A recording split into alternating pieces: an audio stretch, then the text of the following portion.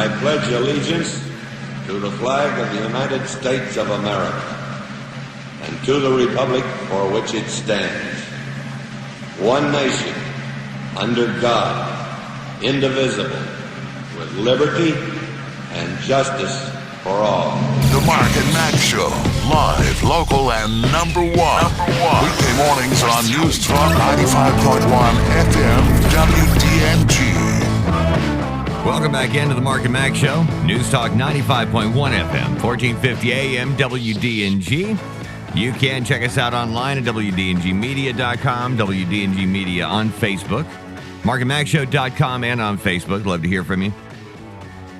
You know, you can download the free TuneIn radio app. Take us with you on your smartphone, tablet, any number of really cool things. You can just take care of all of it right there at WDNGmedia.com.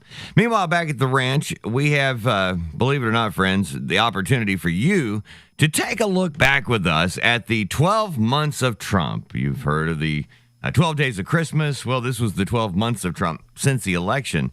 Not necessarily, you know, just since the inauguration, because that's coming up in January. Right. But bless his heart, you know, every step of the way, it's been a fight. Every step of the way, from Maxine Waters screaming impeach 45 before he was even 45, you know? It's true. Absolutely true. A year later now, a year ago today, let's see, yesterday. A year ago today. Yeah, it was yesterday. The election was yesterday. Right. And a year ago yesterday. President-elect Trump, perhaps the only politician not shocked by his historic victory, rallied supporters with a vow to apply his bigger and better business style to the country as a whole. He said, America will no longer settle for anything less than the best. And after a divisive election, the next commander-in-chief pledged to be the president for all Americans. Yeah, 12 months later, that. They all say they're going to do that, but Sure you know, it's do, very yeah. rarely. This guy hasn't even been given the opportunity because there's still too many people reaching back and just skipping past this. Okay, because I've had it there and it's taken too long to get to it. I really wanted to get to this racist correspondent in the White House.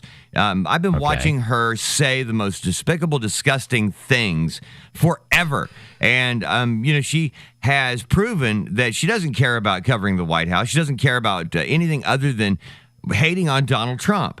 And it's the fact that she gets away with it is what just grinds my gears. It's the same reason they didn't say anything about Barack Obama because he was a black man, you know? That was a guy who truly was an African American. He wasn't even a citizen. And if you said anything about it, they jumped up. They still do. The liberal whiteys that, the liberal gay people that attend churches every day yell and scream, you just don't believe it. You just don't want to believe it. No, it's not true. It's not what I want. And that's where this is going with this horrible American Urban Radio Network's reporter who has no business being in the White House, none whatsoever. No, she doesn't. Yet CNN gives her the time of day frequently. And she is saying her name is April Ryan, and she says that the Republican President Donald Trump is appealing to the white male who is uneducated and didn't go to college and feels on the fringe. That's what she said on CNN just the other night. Host Don Lemon, by the way, who is a weepy idiot, got the American Urban Radio Network's reporter going with the following question. April, let's talk about the president's approval rating. It stands at the lowest point overall. Just 36% say that they approve the way Trump is handling his job as president. How does the White House explain those low poll numbers, which have been consistent throughout his presidency? Like that matters. That matters. Yeah. It's the same people who did the polling that said Donald Trump was going to lose, by the way.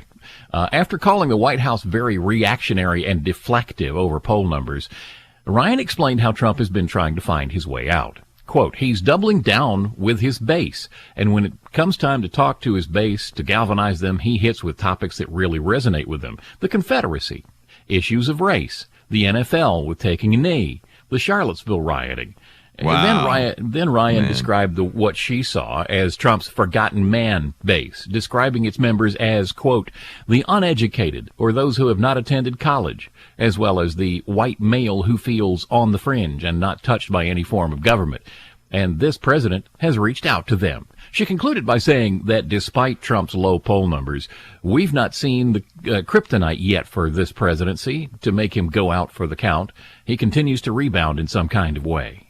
You know, the big thing about her, she's African-American, works for American Urban Radio Networks, which is, I don't even know who that is because nobody listens to it, you know? Right. And yet she has a place in the White House. And, well, yeah, I mean, the thing is that she has continually said horrible things like this. And yet, you know, can you imagine if somebody had said that the people who support Obama, you know, are the people on welfare that, you know, have no education, keep birthing babies out of wedlock, and that the rest of us are supporting. If somebody had said that during Obama's tenure, they would still be hanging them in effigy and burning pictures, you know? Yeah, but because it's this woman talking to a, you know, gay black man on CNN who wants only the police and the military to have weapons, doesn't believe we have a right. She cites the Confederacy issue. Well, you know what? Donald Trump, with regard to the Confederacy, that event in Charlottesville, which is cited twice here pretty much, that was staged by Obama Clinton supporters who are now trying to pretend that they're a white supremacist. This is all staged, but she's a reporter. I bet she has spent zero time looking at that, because if she did, if she actually can read, if she actually has an education, if she actually is a journalist, before she starts quoting these events, she needs to go and find the truth. It's right there for all to see. And if after seeing the truth she still says this, then we can just call her a liar. Right now, we'll just call her ignorant because she's a fool. And I'm just tired of it. I really am, Mark. The other part about this, you know, CNN, the Clinton News Network, the Commie News Network, however you want to look at it, for years, we just kind of dismissed them because they're so horrible. But, you know, over the last, under Donald Trump's presidency, the liberals have really, you know, gotten a warm blanket from CNN and PMSNBC and people like this woman, April Ryan and Don Lemon. And yet the Department of Justice is demanding that CNN be sold off before AT&T Time Warner can actually merge. They're coming out saying, we ain't doing nothing, man. You approve this, or we're going to, you know. Before they've told AT&T that Time Warner has got to sell CNN off in order to approve that it's an $84.5 billion acquisition of the media company. Citing three people with direct knowledge of the negotiations, the Financial Times reported yesterday that Time Warner has to sell the cable news channel before the U.S. Antitrust Authority signs off on the deal.